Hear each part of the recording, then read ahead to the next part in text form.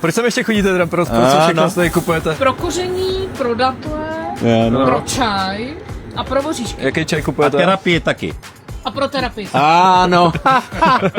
Protože tenhle ten chlápek má výborný jazykový humor. A dělá vtipy i v češtině. Přestože to není jeho mateřský jazyk. To je radost. Sušený rečeta miluju tady v tom balení obrovským. A hele, podívejte se. To jsou fíky z Iránu, úplně sušený na slunce. Zkuste dávat jednou na zub, uvidíte.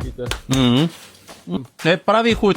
Je to tak? Ano. A potom člověk může zpívat Den je krásný, den je krásný, den je krásný, s tebou. Ano.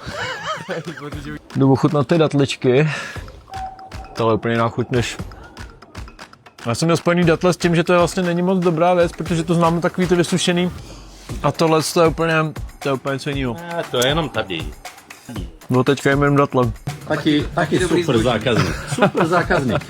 Když přijde, nechá tady 5000. Ano.